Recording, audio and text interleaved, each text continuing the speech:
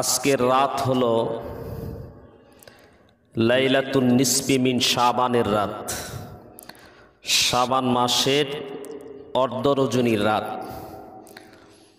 আজকে দিন গিয়া যে রাতটা আসতেছে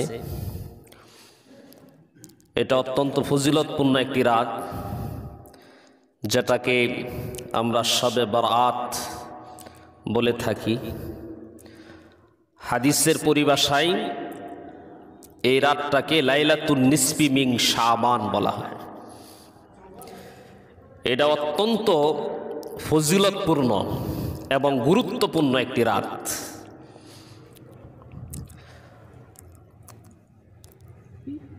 এই শবে বরাত নিয়ে আমাদের সমাজে বিভিন্ন ধরনের বিভ্রান্তির শিকার মানুষ। একদল আছে শবে বরাতকে নিয়ে খুব বাড়াবাড়ি করে, আর একদল আছে তারা বলে শবে বরাত বলতে কোনো কিছু নাই, তারা নাকি এটা খুঁজে পায় না। আসলে শবে বরাত সংক্রান্ত, শবে বরাতের ফজিলত সংক্রান্ত অনেক হাদিস আছে, বিশুদ্ধ হাদিসও আছে। যারা এই শবে বরাতকে অস্বীকার করে, লামাযহাবী যারা, এদের যে শায়েখ আলবানী রাহিমাহুল্লাহ, আমরা গালি দেই না, তার জন্য দোয়া করি আল্লাহ যেন তাকে মাফ করে দেন। শায়েখ আলবানী রাহিমাহুল্লাহ, যাকে লামাযহাবীরা অনুসরণ করে, তিনিও এই শবে বরাত সংক্রান্ত হাদিসকে বিশুদ্ধ বলেছেন। তারা মূলত তাদের ইমামকে কি করে না, মানে না। শবে বরাত সংক্রান্ত অনেক হাদিস, শবে বরাতের ফজিলত সংক্রান্ত আমি আপনাদেরকে একে একে পাঠ করে শোনাবো, ইনশাল্লাহ আপনারা শুনতে পাবেন। অনেক হাদিস শবে বরাতের ফজিলত সংক্রান্ত, এগুলি গাড়াগাড়ি করলে সে পাইতো, কি বলেন? এই বাংলা হাদিসের কিতাব পড়ে কি এগুলি খুঁজে হইব? এগুলি নিয়ে গবেষণা করতে হবে, গাড়াগাড়ি করতে হবে, তারপরে না খুঁজে হইব। অসংখ্য হাদিসের কিতাব, কত লক্ষ লক্ষ হাদিস। আমরা তো শুধু জানি সিহা সিত্তার 6টি কিতাব, হাদিসের কিতাব, বুখারী শরীফ, মুসলিম শরীফ, আবু দাউদ শরীফ, নাসাই শরীফ, ইবনে মাজাহ শরীফ, এরকম 6টা কিতাব। আমরা মনে করি এই 6টা কিতাবই মনে হয় হাদিসের, আর কোনো কিতাব নাই। অথচ আরো অসংখ্য অগণিত হাদিসের কিতাব আছে, লক্ষ লক্ষ হাদিস, একটু খুঁজলেই পাওয়া যায়। এক বউ, একটা ঘটনা বলি, সে একটু বাউন সাইজের, আর কি বাউন বুঝেন, খাটো খাটো। এটা কারো দোষ বলতেছি না, তো এটা বোঝানোর জন্য একটি এক্সাম্পল আপনাদের সামনে পেশ করছি। এক মহিলা, সে খাটো,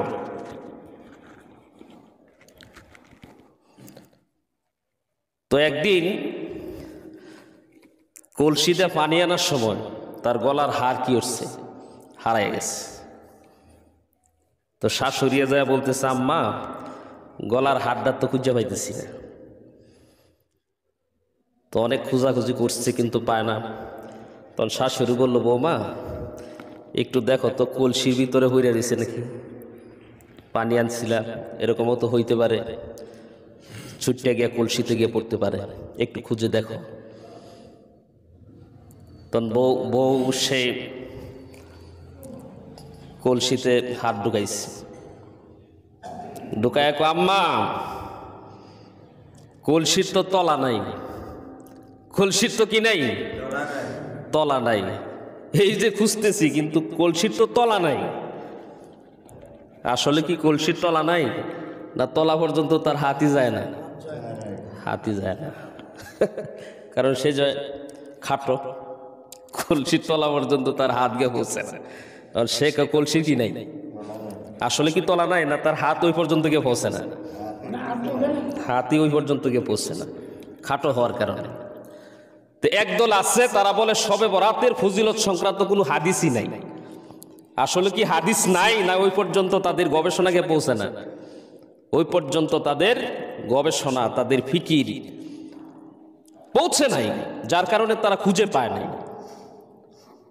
দু একটা বাংলা হাদিসের কিতাব পড়লে কি সব হাদিস জানা হয়ে যায়? শবে বরাত সংক্রান্ত অনেকগুলি হাদিস আছে, বিশুদ্ধ হাদিসও আছে। শবে বরাতের ফজিলত সংক্রান্ত একটি হাদিস আপনাদের সামনে উল্লেখ করছি। ইবনে মাজাহ শরীফের 1388 নম্বর হাদিসের ভিতরে নবী করিম সাল্লাল্লাহু আলাইহি ওয়াসাল্লাম বলেন, এই হাদিসটি নবী করিম সাল্লাল্লাহু আলাইহি ওয়াসাল্লামের বিশিষ্ট সাহাবী হযরতে আলী ইবনে আবি তালেব রাদিয়াল্লাহু তাআলা আনহু থেকে হাদিসটি বর্ণিত। তিনি বলেন, নবী করিম সাল্লাল্লাহু আলাইহি ওয়াসাল্লাম বলেন, ইযা কানাত লাইলাতুন নিসফি মিন শাবান, যখন শাবান মাসের অর্ধ রজনী চলে আসে, ফাকুমু লাইলাহা, তোমরা রাত্রে কিয়ামে লাইল করো, রাত্রি নফল ইবাদতের মাধ্যমে রাত্রি জাগরণ করো, রাত্রে কিয়ামে লাইল করো, নফল ইবাদত করো। ওয়াসুমু নাহারাহা, এবং দিনের বেলায় রোজা রাখো, পরের দিন দিনের বেলায় রোজা রাখো। কারণ হলো ফাইন্নাল্লাহা ইয়ানসিলু ফিহা লিগুরুবিশ শামসি ইলাস সামাইদ দুনিয়া, কারণ এই লাইলাতুন নিসফি মিন শাবান, শাবান মাসের অর্ধ রজনীতে অর্থাৎ শবে বরাতের রাত্রে আল্লাহ পাক দুনিয়ার আসমানে বিশেষভাবে তিনার দৃষ্টি নিবন্ধন করেন। দুনিয়ার আসমানে আল্লাহ রাব্বুল আলামিন বিশেষভাবে মনোযোগ দেন। আল্লাহ পাক রাব্বুল আলামিন দুনিয়ার আসমানে বিশেষভাবে মনোযোগ দেন, দৃষ্টিপাত করেন, এবং আল্লাহ তাআলা ডাকতে থাকেন, ফায়াকুলু আলা মিন মুস্তাগফিরিন ফাআগফির লাহু, আলা মিন মুস্তাগফিরিন ফাগফির লাহু। আল্লাহ ডাকতে থাকেন, আলা মিন মুস্তাগফিরিন, কোনো ইস্তেগফারকারী আছে নাকি, কোনো ক্ষমা প্রার্থী আছে নাকি, আমি আল্লাহর কাছে তোমার গুনাহ খাতাগুলি মাপ চাইবা, এরকম কোনো ক্ষমা প্রার্থী গুনাহগার মানুষ আছো নাকি, আমি আল্লাহর কাছে আজকের রাত্রে ক্ষমা চাও, ফাগফির লাহু, আমি আল্লাহ পাক ক্ষমা করে দিব। আমি আল্লাহর কাছে আজকের রজনীতে, এই শবে বরাতের রাত্রে আমার কাছে ক্ষমা চাও। এভাবে আল্লাহ পাক ডাকতে থাকেন, আলা মিন মুস্তারজিকিন ফারসুকাহু, আছে কি কোনো রিজিক তালাশকারী, রিজিকের অভাবে ভুগতেছ, ব্যবসা বাণিজ্যে বরকত নাই, কামাই রোজগারে বরকত নাই, দোকানে বরকত নাই, রুজি রোজগারের মধ্যে বরকত নাই, রিজিকের পেরেশানির ভিতরে আসো, রিজিকের অভাবের ভিতরে আসো, রিজিকের তঙ্গির ভিতরে আসো, রিজিকের অভাব দূর করার জন্য আজকের রাত্রে আমি আল্লাহ পাকের কাছে তুমি চাও, ফারসুকাহু, আমি আল্লাহ পাক তোমার রিজিকের অভাব দূর করে দিব। আলা মিন মুবতালান ফাওয়াফিয়াহু, আসো কি কোনো বিপদগ্রস্ত ব্যক্তি, কোনো বিপদগ্রস্ত ব্যক্তি আসো নাকি, আজকে আমি আল্লাহ পাকের কাছে তুমি চাও, আমি আল্লাহ পাক তোমাকে বিপদ থেকে উদ্ধার করব।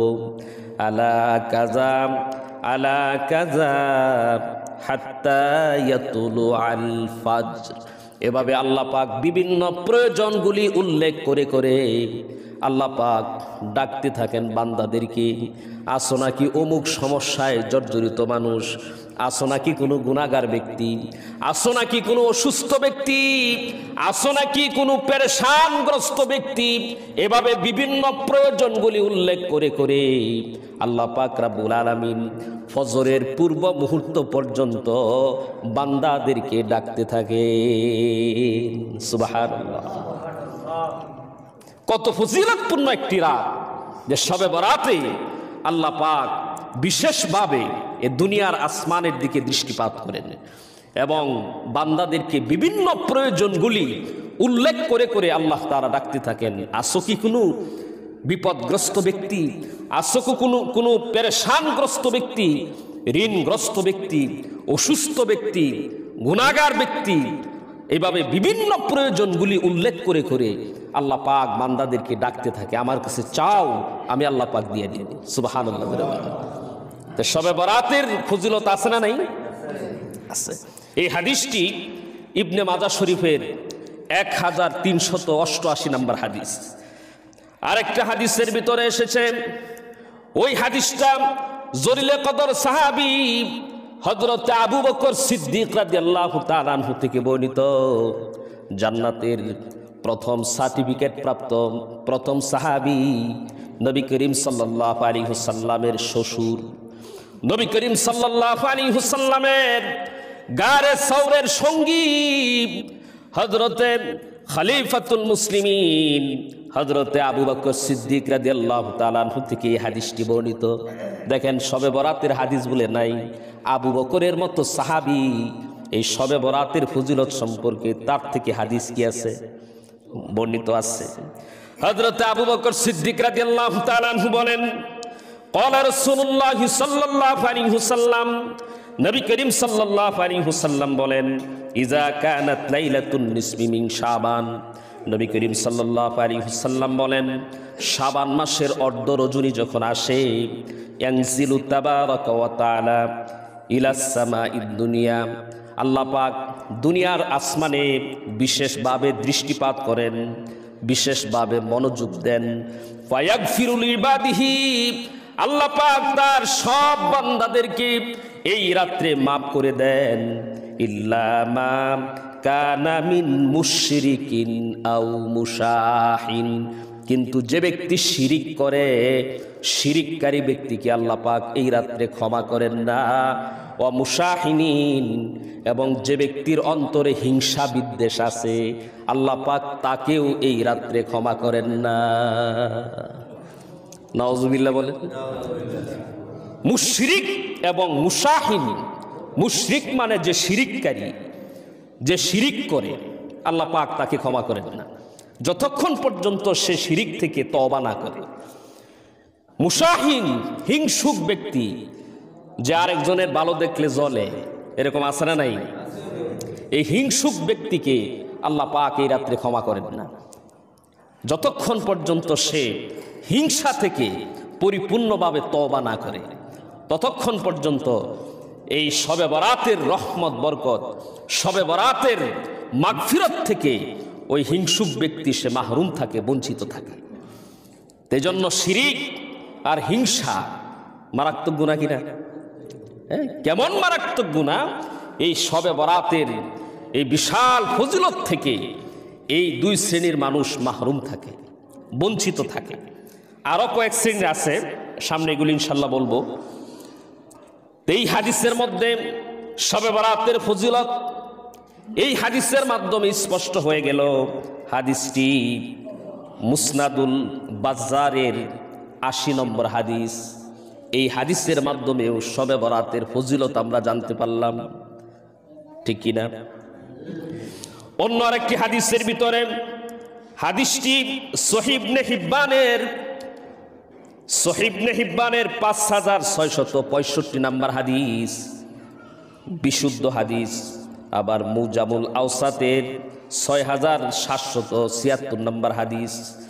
এই হাদিসটি হযরতে মুআয ইবনে জাবাল রাদিয়াল্লাহু তাআলা আনহু থেকে বর্ণিত।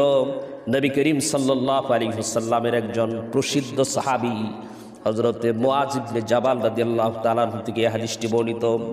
তিনি বলেন, ক্বালা নবী সাল্লাল্লাহু আলাইহি ওয়াসাল্লাম, নবী করিম সাল্লাল্লাহু আলাইহি ওয়াসাল্লাম বলেন, ইয়াত্তালিউল্লাহু ইলা খালকিহি ফি লাইলাতিন নিসফি মিন শাবান। এই শাবানের অর্ধ রজনীতে আল্লাহ পাক রব্বুল আলামিন তার বান্দাদের দিকে বিশেষভাবে দৃষ্টিপাত করেন। ওয়া ইয়াগফিরু লিজামিই খালকিহি অতঃপর আল্লাহ পাক তার সব মাখলুককে, সমস্ত মানুষকে আল্লাহ পাক ক্ষমা করে দেন, ইল্লা লি মুশরিকিন আও মুশাহিন, কিন্তু মুশরিক এবং হিংসুক, শিরিককারী এবং হিংসা বিদ্বেষকারী, এই দুই শ্রেণীর ব্যক্তিকে আল্লাহ পাক মাফ করেন না। নাউজুবিল্লাহ। আরেকটা হাদিস আপনার এই শবে বরাতের ফজিলত সংক্রান্ত বাইহাকি শরীফের মধ্যে এই হাদিসটা এসেছে। বাইহাকি শরীফের 383 নম্বর হাদিস। এই হাদিসটা নবী করিম সাল্লাল্লাহু আলাইহি ওয়াসাল্লামের প্রিয়তমা স্ত্রী উম্মাহাতুল মুমিনিন হযরত আয়েশা সিদ্দিকা রাদিয়াল্লাহু তাআলা আনহা বর্ণনা করছেন। আচ্ছা বলেন তো, নবীজি এই শবে বরাতের রাত্রে আমল করছেন কি করছেন না? এটা আমরা বেশি জানি না সাহাবায়ে কেরাম বেশি জানে? নবী করিম সাল্লাল্লাহু আলাইহি ওয়াসাল্লাম এই শবে বরাতের রাত্রে ইবাদত বন্দেগী করছেন কিনা, এটা আমরা কাদের থেকে শিখব? সাহাবায়ে কেরামদের থেকে শিখব, কারণ তারা সরাসরি নবীজিকে দেখছে, আমরা তো সরাসরি দেখি নাই। আর সাহাবায়ে কেরামের চেয়ে আরো বেশি ভালো জানে নবীজির স্ত্রীরা। জোরে কোন ঠিক কিনা?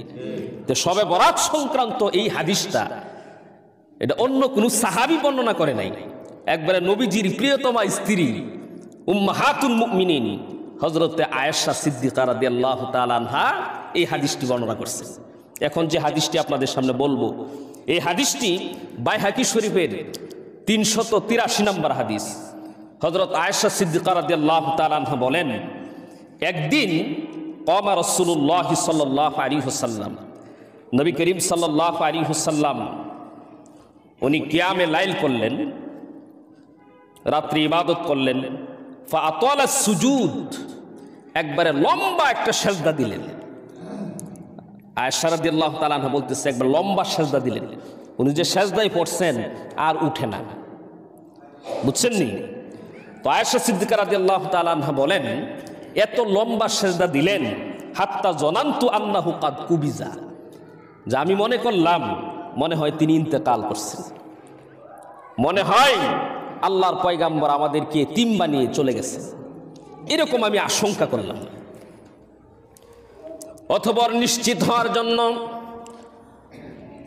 আয়েশা সিদ্দিকা রাদিয়াল্লাহু তাআলা আনহা বলেন, ফাহাররাকতু ইবহামাহু, আমি নবীজির বৃদ্ধাঙ্গুলি ধরে একটু নাড়া দিলাম, বৃদ্ধাঙ্গুলির মধ্যে একটু নাড়া দিলাম, দেখি লড়ে কিনা। তো বৃদ্ধাঙ্গুলির নাড়া দিলাম, দেখলাম লড়ে। তখন নিশ্চিত হইলাম উনি মারা যান নাই, ইন্তেকাল করেন নাই। অথবা নবী করিম সাল্লাল্লাহু আলাইহি ওয়াসাল্লাম সেজদা শেষ করলেন। শেষ করার পরে নবীজি বলতেছেন, ইয়া উমাইরাহু, অথবা ইয়া আয়েশা, হে আয়েশা, হে উমাইরা, আতাদ্রি মা হাযিহিল লাইলা, ওগো আয়েশা তুমি কি জানো আজকের রাতটা কিসের রাত?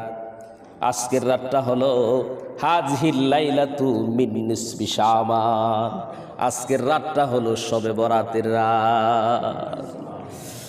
এই রাত্রে ইন্নাল্লাহা ইয়াত্তালিউ আলা ইবাদিহি ফি লাইলাতিন নিসফি মিন শাবান, এই শাবান মাসের অর্ধ রজনীতে আল্লাহ পাক তার বান্দাদের প্রতি বিশেষ দৃষ্টিপাত করেন, বান্দাদের প্রতি বিশেষ মনোযোগী হন। অথবা ফায়াগফিরুল্লাহু লিল মুস্তাগফিরিন, এই রাত্রে যারা আল্লাহ পাকের কাছে ইস্তেগফার করে, আল্লাহ পাকের কাছে ক্ষমা চায়, আল্লাহ রাব্বুল আলামিন তাদের জিন্দেগির তামাম গুনাহ খাতাগুলিকে ক্ষমা করে দেয়। ফায়াগফিরুল্লাহু লিল মুস্তাগফিরিন ওয়া ইয়ারহামুল্লাহু লিল মুস্তারহিমিন, এবং যারা এই রাত্রে আল্লাহ পাক রব্বুল আলামিনের কাছে দয়া চায়, রহম চায়, আল্লাহ পাক তাদের উপর রহমতে, দেখছেন নি?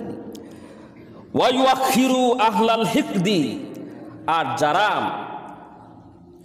যাদের অন্তরে হিংসা আছে আল্লাহ পাক তাদেরকে তাদের অবস্থায় রেখে দেন। তারা এই রাত্রের রহমত এবং মাগফিরাত থেকে হিংসুকরা তারা বঞ্চিত থাকে, মাহরুম থাকে। নাউজুবিল্লাহ, জোরে বলেন। না, হিংসা এটা মারাত্মক একটা ব্যাধি, শিরিক এটা মারাত্মক একটা ব্যাধি। এগুলির থেকে দিলকে কি করতে হবে ভাই? সাফ করতে হবে। কি করতে হবে? সাফ করতে হবে। শিরিক কিছু আছে ছোট শিরিক, কিছু আছে বড় শিরিক। ছোট শিরিক লোক দেখানোর জন্য ইবাদত করা, এটা ছোট শিরিক। মান সাল্লা ইউরাই ফাকাদ আশরাকা, যে ব্যক্তি লোক দেখানোর জন্য নামাজ পড়ে সেও শিরিক করলো, ছোট শিরিক। ওমান তাসাদ্দাকা ইউরাই ফাকাদ আশরাকা, যে ব্যক্তি দান সদকা করলো লোক দেখানোর জন্য সেও এক প্রকারের কি করলো? শিরিক করলো, ছোট শিরিক করলো। ওমান সামা ইউরাই ফাকাদ আশরাকা, যে ব্যক্তি এরকম ভাবে লোক দেখানোর জন্য রোজা রাখলো, রোজা না রাখলে মানুষে কি বলবে, সেও শিরিক করলো। ওমান হাজ্জা ইউরাই, যে ব্যক্তি লোক দেখানোর জন্য হজ করলো সেও কি করলো? শিরিক করলো। যে আমি হজ করলে মানুষে হাজি সাহেব বলবে, সমাজে আমার একটা সম্মান অবস্থান তৈরি হবে। লোক দেখানোর জন্য যে ব্যক্তি হজ করলো সেও কি করলো? শিরিক করলো। এগুলি হচ্ছে ছোট শিরিক। আর কিছু আছে বড় শিরিক। কিছু আছে কি ভাই? বড় শিরিক। অর্থাৎ আল্লাহর যে গুণ এবং অধিকারকে, আল্লাহর গুণ এবং অধিকার অন্য কাউকে দিয়ে দেওয়া। আল্লাহর গুণ এবং আল্লাহর যে অধিকার এটা অন্য কাউকে দিয়ে দেওয়া, এটা হলো বড় শিরিক। বুঝেন নাই? আল্লাহর গুণ, আল্লাহর যে গুণ, আল্লাহ আলিমুল গায়েব, আল্লাহ রিজিক দাতা, আল্লাহ হায়াত দাতা, বুঝতে পারছেন? এই গুণটাকে কোনো মাখলুককে দিয়ে দেওয়া, বলা যে সে রিজিক দিতে পারে, সে এরকম ভাবে হায়াত দিতে পারে, এটা বড় শিরিক। এটা কি ভাই? বড় শিরিক। আল্লাহ আলিমুল গায়েব, ভবিষ্যৎ কি হবে না না হবে, আগামীতে কি হবে না না হবে, এগুলি কে জানেন বলেন? এগুলি আল্লাহ জানেন। এবং এখন কোনো মাখলুককে এগুলি জানে এটা বিশ্বাস করা, অনেক সময় আমরা গণকের কাছে যাই না, সে ভবিষ্যৎ বলে দিবে। অনেকেই দেখবেন আঙ্গুল হইল 10টা আর আংটি পরে 12টা 13টা, এক এক আংটির মধ্যে এক এক ভবিষ্যৎবাণী। আছে না নাই? হ্যাঁ,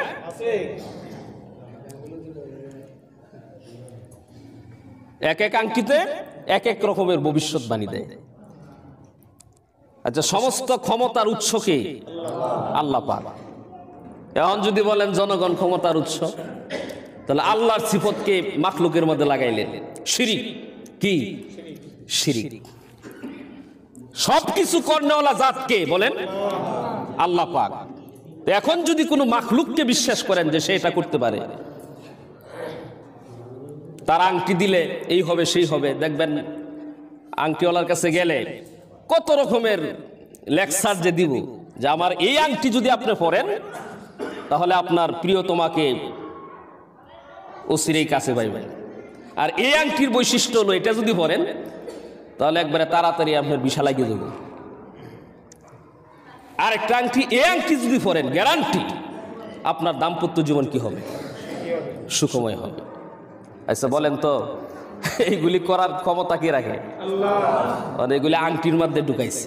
এটি যদি আমরা বিশ্বাস করি এবং বিশ্বাস করে ব্যবহার করি, এটা শিরিক হবে। এটা কি হবে ভাই? শিরিক হবে। এইরকম আকীদা, এরকম ধ্যান ধারণা যদি কারো থাকে, আজকে শবে বরাতের আজকের রাত্রের রহমত এবং বরকত থেকে সে মাহরুম হবে। এই জন্য আগেই আল্লাহ পাকের কাছে তওবা করে নিই। এরকম আকীদা, এরকম ধ্যান ধারণা আমাদের যাদের দিলে আছে, আমরা এখনোই আল্লাহ পাকের কাছে খাঁটি কি করি? তওবা করে নেই, ক্ষমা চেয়ে নেই। ইনশাআল্লাহ আল্লাহ পাক কি করে দিবেন? ক্ষমা করে দিবেন। কি করবেন ভাই? ক্ষমা করবেন। শিরিক এটা অত্যন্ত মারাত্মক একটি গুনাহ। আল্লাহ পাক রব্বুল আলামিন কোরআনে কারীমের ভিতরে সূরাতুন নিসার 48 নম্বর আয়াতের ভিতরে আল্লাহ তাআলা বলেন,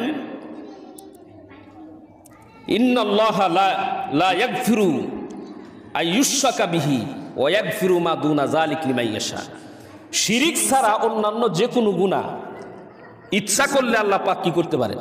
ক্ষমা করে দিতে পারেন। যদি তওবা ছাড়াও মারা যায়, ইচ্ছা করলে আল্লাহ পাক ক্ষমা করে দিতে পারেন।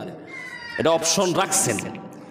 কিন্তু শিরিকের গুনাহ আল্লাহ পাক তওবা ছাড়া যদি কেউ মারা যায়, শিরিকের গুনাহ আল্লাহ পাক কি করবেন না? মাফ করবেন না। এটা মারাত্মক একটি গুনাহ। অন্য আয়াতের ভিতরে আল্লাহ তাআলা বলেন, সূরাতুল মায়েদার 72 নম্বর আয়াত, আল্লাহ তাআলা বলেন, ইন্নাহু মাইয়ুশরিক বিল্লাহি ফাকাদ হারামাল্লাহু আলাইহিল জান্নাহ। যে ব্যক্তি আল্লাহর সাথে শিরিক করবে, ফাকাদ হারামাল্লাহু আলাইহিল জান্নাহ, আল্লাহ পাক তার উপর জান্নাতকে হারাম করে দিয়েছে। ফাকাদ হারামাল্লাহু আলাইহিল জান্নাহ, মুশরিকের উপর জান্নাত হারাম। নাউজুবিল্লাহ, জোরে বলেন। মুশরিকের উপর জান্নাত কি? হারাম। ওয়া মাওয়াহুন নার, জান্নাত যদি হারাম হয় তাহলে সে কোথায় যাবে? জোরে বলেন। জান্নাত যদি হারাম হয় তাহলে সে কোথায় যাবে? জাহান্নামে যাবে। আল্লাহ পাক শেষাংশে বলেন, ওয়া মাওয়াহুন নার, তার ঠিকানা হলো, তার আশ্রয়স্থল হলো জাহান্নাম। অন্য আয়াতের ভিতরে আল্লাহ তাআলা তার হাবিবকে সতর্ক করতেছেন, নবীজিকে সতর্ক করতেছেন। দেখেন শিরিক এটা কত মারাত্মক গুনাহ। আল্লাহ পাক নবীজিকে সতর্ক করতেছেন, লা ইন আশরাকতা লা ইয়াহবিতান্না আমালুকা ওয়া লা তাকুনান্না মিনাল খাসিরিন। আল্লাহ তাআলা বলেন, লা ইন আশরাকতা, হাবিব আপনি যদি শিরিক করেন, ধরে নিলাম নবীজি তো শিরিক করার প্রশ্নই আসে না। সমস্ত আম্বিয়া কেরাম সগীরা গুনাহ থেকে পর্যন্ত মাসুম, আল্লাহ পাক তাদেরকে নিষ্পাপ রেখেছেন। তো আল্লাহ পাক নবীজিকে সতর্ক করে গোটা উম্মতে মুহাম্মাদিকে আল্লাহ তাআলা সতর্ক করতেছেন। কিভাবে দেখেন, লাইন আশরাকতা, হাবিব ধরে নিলাম যদি আপনার থেকেও শিরিক কখনো প্রকাশ পায়, আপনিও যদি শিরিক করেন কখনো, ধরে নিলাম লা ইয়াহবিতান্না আমালুকা, তাহলে আপনার আমল বরবাদ হয়ে যাবে। অবশ্যই আপনার আমল কি হয়ে যাবে? বরবাদ হয়ে যাবে। ওয়ালা তাকুনান্না মিনাল খাসিরিন, এবং অবশ্যই আপনি ক্ষতিগ্রস্তদের অন্তর্ভুক্ত হয়ে যাবেন। নাউজুবিল্লাহ, জোরে বলেন। দেখছেন নি, নবীজিকে আল্লাহ পাক এই কথা বলতেছেন যে ধরে নিলাম আপনিও যদি শিরিক করেন, আপনার সব আমল কি হয়ে যাবে? বরবাদ হয়ে যাবে, নষ্ট হয়ে যাবে, এবং আপনিও ক্ষতিগ্রস্ত হয়ে যাবে। নবীজিকে সতর্ক করার মাধ্যমে আল্লাহ পাক গোটা উম্মতে মুহাম্মাদিকে এই শিরিক থেকে সতর্ক করছেন। এজন্য সর্বপ্রকারের শিরিক থেকে আমরা বেঁচে থাকতে হবে। আল্লাহ পাক আমাদেরকে সর্বপ্রকারের শিরিক কার্যকলাপ থেকে হেফাজত করুক, সকলে বলেন আমিন। আরেকটা হলো হিংসুক ব্যক্তিকে আল্লাহ পাক এই রাত্রে শবে বরাতের ফজিলত, রহমত, বরকত থেকে হিংসুক ব্যক্তি সেও কি থাকে? মাহরুম থাকে। যে অপরের ভালোটা দেখলে সহ্য হয় না, এমন লোক আছে না এই সমাজে? আছে। হিংসা মানে হলো যে অপরের আল হারিসু আলা জাওয়ালিন নিমাতি আলাল মাহসুদ, যার ব্যাপারে হিংসা করা হয়, তার যে নিয়ামত আল্লাহ পাক তাকে দিচ্ছে এটা দূর হয়ে যাক এমন কামনা করা। কারো কোনো ভালো নিয়ামত এটা দূর হয়ে যাক, এটা কেন দূর হয় না, এটা কেন ধ্বংস হয় না, তার সহ্য হইতেছে না, এরকম কামনা করা, এটার নাম হিংসা। যে তার 6 তলা বাড়ি কেন ধ্বংস হয় না, তার 5টা ছেলে বিদেশ কেন বুঝতে পারছেন? কেন একটা ঝামেলা হয় না, একটা সমস্যা কেন হয় না, তার 5 ছেলে বিদেশ কেন, একটা কেন অসুস্থ হয়ে যায় না, কেন দুর্ঘটনার শিকার হয় না, আল্লাহ তারা এত দিতেছে কেন? তার দেশেও বিল্ডিং, ঢাকায়ও বিল্ডিং, আবার শুনছি সৌদি আরব গুলো বাড়ি করছে, এত কেন? মানে হিংসার আগুনে জ্বলা, তার নিয়ামতগুলি ধ্বংস হয়ে যাওয়ার কামনা করা, এটার নাম হচ্ছে হিংসা। এটা মারাত্মক একটি গুনাহ। এই হিংসা মানুষের নেক আমলকে, শিরিক যেমন মানুষের নেক আমলকে ধ্বংস করে দেয়, হিংসাও মানুষের নেক আমলকে ধ্বংস করে দেয়। আপনার নামাজ, রোজা, আপনার কোরআন তেলাওয়াত, তাসবিহাত, বিভিন্ন নেক আমলকে হিংসা ধ্বংস করে দেয়, নষ্ট করে দেয়। এটা আমার কথা না, নবী করিম সাল্লাল্লাহু আলাইহি ওয়াসাল্লাম বলেন ইয়াকুম ওয়াল হাসাদ, যে তোমরা হিংসা থেকে বিরত থাকো। ফাইন্নাল হাসাদা ইয়াকুলুল হাসানাত কামা তাকুলুন নারুল হাতাব, যে নিশ্চয়ই হিংসা মানুষের নেক আমলকে ধ্বংস করে দেয়, যেমনিভাবে আগুন শুকনা লাকড়িকে পুড়িয়ে ভস্ম করে দেয়। আগুন শুকনা লাকড়িকে পুড়িয়ে যেমন ভস্ম করে দেয়, এই হিংসা নামক বেদিটা মানুষের নেক আমলকে এভাবে নষ্ট করে দেয়। নাউজুবিল্লাহ, জুড়ে বলেন নাউজুবিল্লাহ। এই জন্য হিংসা করব না। কি করব না? হিংসা করব না। তাকে আল্লাহ পাক একটা দিছে, আল্লাহর কাছে আমি চাই যে আল্লাহ তুমি তাকে দিছো, তুমি তো তাকে দিছো, সে তোমার বান্দা, আমিও তো তোমার বান্দা, আমাকেও তুমি কি করতে পারো? দিতে পারো। আল্লাহর কাছে চাই। বাকি তাকে আল্লাহ পাক যেটা দিছে এটা নষ্ট হয়ে যাওয়ার কামনা করলে তো আমার কি নাই? লাভ নাই। লাভ আছে? হ্যাঁ। এই জন্য হাদিসের মধ্যে আসছে আল হাসিদু ইয়াহতারিকু বিনারিল হাসাদ, এই হিংসার তো পরকালে জাহান্নাম আছে। এই দুনিয়াতেই হিংসুক ব্যক্তি হিংসার আগুনে জ্বলতে থাকে। এটাও একটা শাস্তি। এটাও একটা কি শাস্তি? এই হিংসার কারণে সমাজে মারামারি, খুনাখুনি, গীবত, শেকায়েত, চুগলখুরি, এই সমস্ত গুণাগুলি হিংসার কারণেই প্রকাশ পায়। সে কোনোভাবে তাকে খাটো করতে পারতেছে না, বুঝেন নাই? তাকে সমাজে ছোট করতে পারতেছে না, অনেক চেষ্টা প্রচেষ্টা করতেছে। তখন তার পিছে লাগে তার সমালোচনা, লোকটা আসলে ভালো না, এই সেই বিভিন্ন কিছু সমালোচনায়, গীবতে লিপ্ত হয়, চুগলখুরির মধ্যে লিপ্ত হয়, বুঝেন নাই? এক পর্যায়ে না পারলে পরে তার সাথে মারামারি, ঝগড়া। তো হিংসা এমন একটা বেদি, এই হিংসার কারণে সমাজে বিভিন্ন ধরনের বড় বড় গুনাহের সয়লাভ হয়, সমাজের মধ্যে অশান্তি সৃষ্টি হয়, সমাজের মানুষ অশান্তির আগুনে দাও দাও করে জ্বলে। ঠিক না ভাই? এই জন্য শিরিক এবং হিংসা এগুলির থেকে আমরা বিরত থাকব। আরো বিভিন্ন শ্রেণীর লোকদেরকে বলা হয়েছে, যারা আপনার পিতামাতার অবাধ্য সন্তান, যারা এরকম গণক, হ্যাঁ, জালেম, এরকম 8 শ্রেণীর ব্যক্তি শবে বরাতের রহমত বরকত থেকে মাহরুম থাকবে। এজন্য এই রাত্রি আসার আগেই আমরা এই সমস্ত গুনাহ থেকে আল্লাহ পাকের কাছে এরকম ভাবে খাঁটি দিলে তওবা করে নিব। কি করে নিব ভাই? তওবা করে নিব। তাহলে আশা করা যায় আল্লাহ পাক এই শবে বরাতের রহমত বরকত আল্লাহ পাক আমাদেরকে দান করবেন।